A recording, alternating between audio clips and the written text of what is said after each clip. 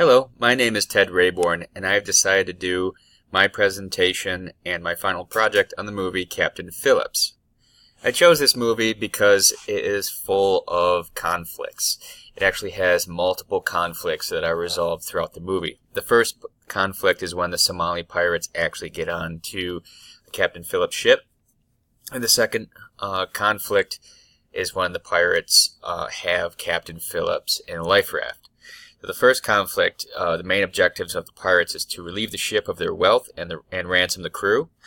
And the main objective of Captain Phillips in that conflict is to keep his crew hidden from the pirates and to get the pirates off the ship as quickly as possible. Within the second conflict, the pirates' main objective is to ransom off Captain Phillips for $10 million.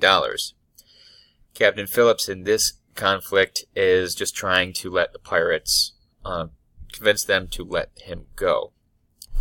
And a third player enters into the second conflict, which is the U.S. Navy, and they're just trying to retrieve Captain Phillips alive at any cost necessary. They're not interested in really negotiating. The movie does an excellent job of showing the different personalities and behaviors used by the counterparts within the film.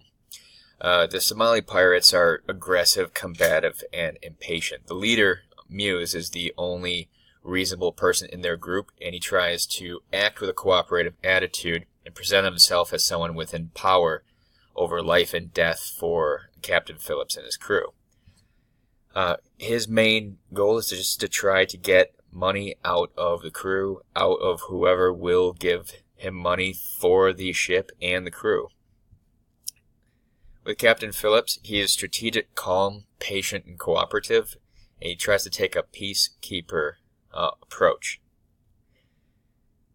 He understands that if he doesn't cooperate with the pirates, or at least make it appear to cooperate and run a subterfuge with his crew, so he lays out a plan to try to get the pirates off of his ship without anyone dying. When we see the U.S. Navy join the conflict, they're very organized, calculated, well-prepared, and devious. They have no intention on trying to negotiate. All of their movements are trying to buy time until their Navy SEAL team is fully organized and present in order to be able to take out the pirates and retrieve Captain Phillips.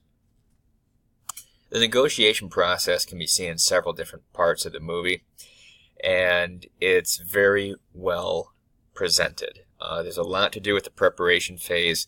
It shows the pirates preparing for the raid, organizing a structure of leadership, and even shows how Muse, the leader of the pirates, came to be in the leadership position when he actually killed the old raid leader. The pirates prepare to hijack the ship by trying to find a way around the fire hose nozzles that the ship has pointed in all directions, which would sink their dinghy should they actually get in line with one of the spouts. While this is happening, Captain Phillips communicates a full emergency plan with his ship crew.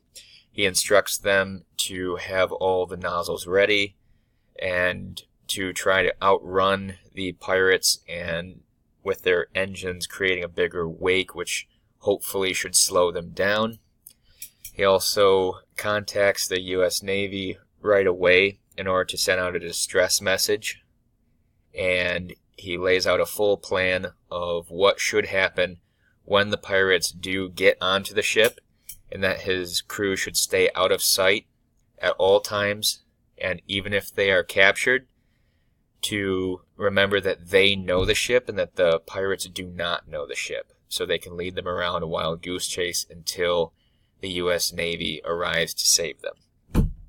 He also instructs the crew to sabotage the ship in order to make it seem like the ship does not work anymore, so that the pirates are dissuaded from trying to continue the process with the ship. The U.S. Navy wastes no time when they enter into the conflict. Their preparation stage is to immediately send for a U.S. Navy SEAL team. They do this because they know that the Navy SEAL team would be able to extract Captain Phillips safely and quickly. And their entire plan is to buy time until the Navy SEAL team arrives. In the introduction stage, Captain Phillips identifies himself as the leader as the pirates storm into the bridge of the ship.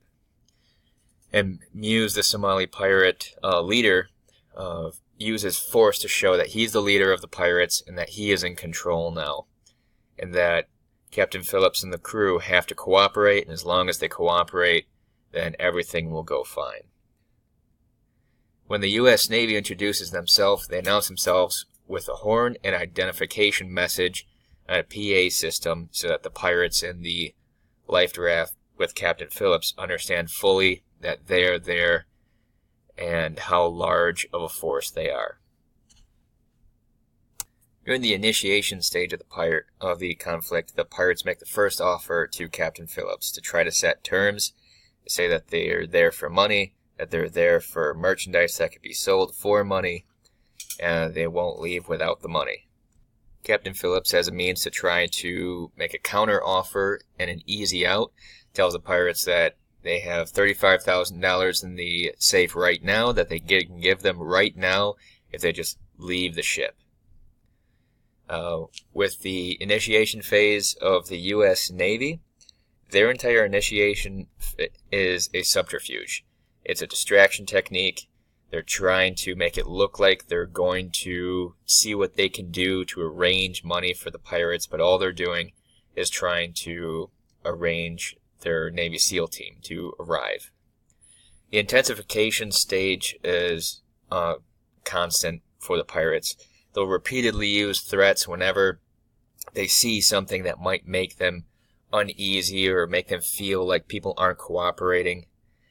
And the ship staff, at one point, while the pirates are still on Captain Phillips' ship, take the pirate leader Muse captive in order to try to force them off the ship. When they do so, the other pirates threaten to kill Captain Phillips if they don't return Muse. So they try to do a handoff, but this ends up with the pirates and Captain Phillips leaving in the lifeboat together. In another intensification stage, when the U.S. Navy does not seem to be giving the pirates what they want, they threaten to kill Pirate Phillips. Then the U.S. Navy counters that intensification with their own, saying if they harm Captain Phillips, the deal is completely off, which essentially signifies that they would kill them immediately. There are two closing actions in this film. The first is when the pirates get off the ship, and the second are when the pirates are killed by the Navy SEALs team.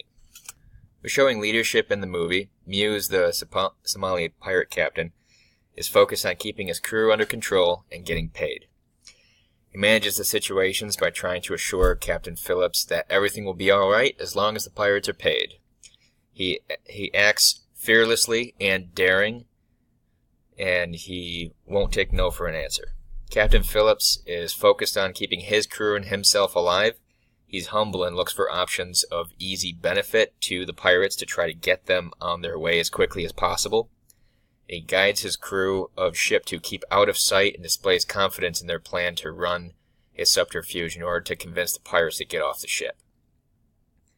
The U.S. Navy is only focused on keeping Captain Phillips alive. They're highly organized and confident. They put up a guise of cooperation. They use deception to lure the pirates into a false sense of confidence.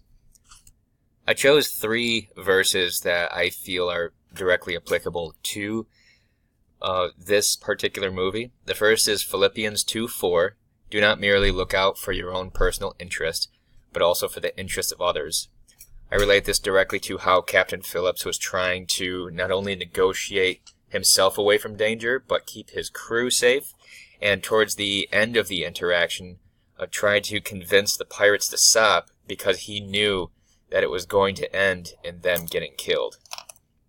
The second I chose is Romans 12:17-21. Never pay back evil for evil to anyone. Respect what is right in the sight of all men. If possible, so far as it depends on you, be at peace with all men. Never take your own revenge, beloved, but leave room for the wrath of God, for it is written, Vengeance is mine, I will repay, says the Lord. And the third is, Blessed are the peacemakers, so they shall be called sons of God.